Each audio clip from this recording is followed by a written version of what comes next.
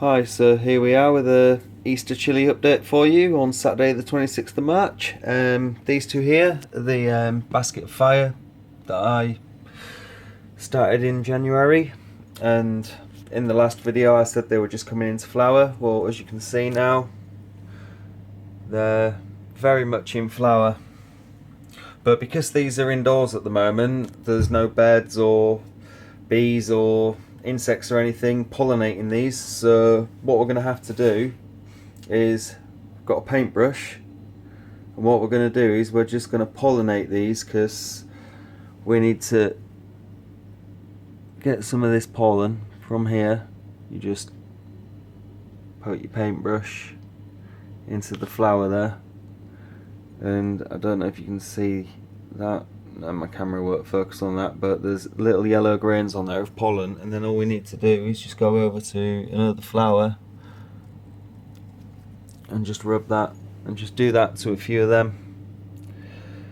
And what this will do is this will ensure that the flowers are pollinated, and they'll then produce fruit, because if the flowers don't get pollinated, they'll just die and drop off, so you won't actually get any fruits off there.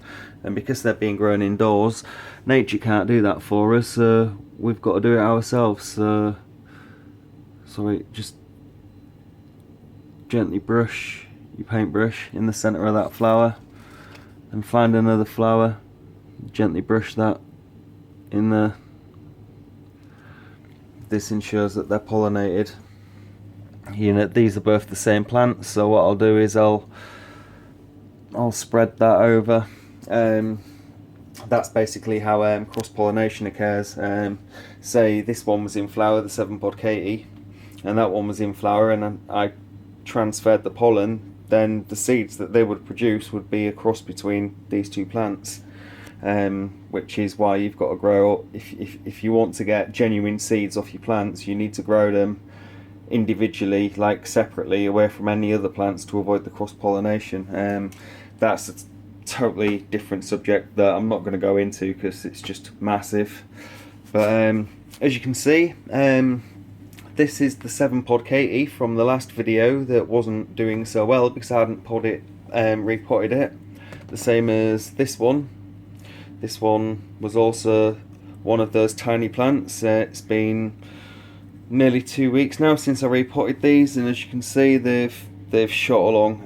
This is the original one, the one that was very first potted up before I ran out of compost. This is the 7-pod Katie as well. As you can see, it's a much bigger, healthier plant because it was repotted before these. This is the little one that we repotted up. This is the Infinity Chilli. This was the little compost disc I potted up last time. That's doing fantastic. It's time that should be repotted into a bigger pot. This is our Yorkshire Naga that we've overwintered from last year, looking really nice and well and healthy. This one here is our what's this one? This is our Trinidad Scorpion.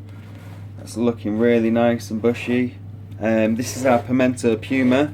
If you remember from the last video, the leaves were quite greenish, and it's really started to take on this beautiful purple colour now, which is what these pods should be like as well.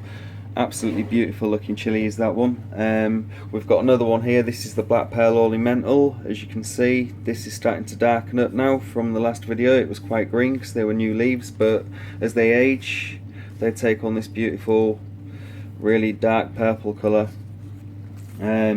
It's almost black looking. This one's our Bubblegum 7-pot. This one's doing really well, absolutely fantastic. This one's the Tam Jalapeno that we potted up, that was a little tiny one, that's now shot along and it's doing really well. This is just a normal sweet sort of pepper rockita. They're all looking really well and healthy. You'll notice that the growth on them is really short and compact. That's because I'm keeping them close to the lights in the light box. I've got two different height shelves, one for the smaller plants, these will be on the top shelf, and these will be on the bottom shelf, but I'm keeping them close to the light to keep them plants compact. They're due to be repotted now, looking at the size of them, but it's still too early to get them in the greenhouse because we're only at the end of March and we've still got April to go yet, and the weather's turned a bit nasty, so it's safer to keep them indoors for the moment. But as far as all's going, everything's going fantastic at the moment.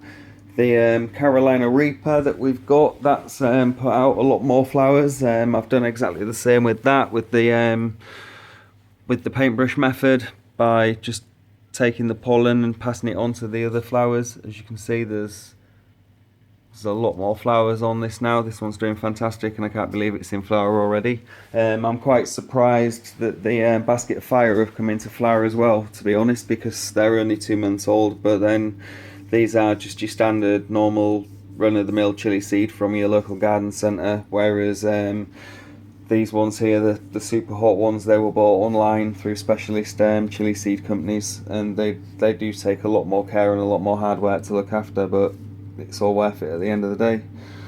Anyway guys, hope you have a fantastic Easter, enjoy your chili growing, and I'll get back to you with another update when I can. Cheers guys.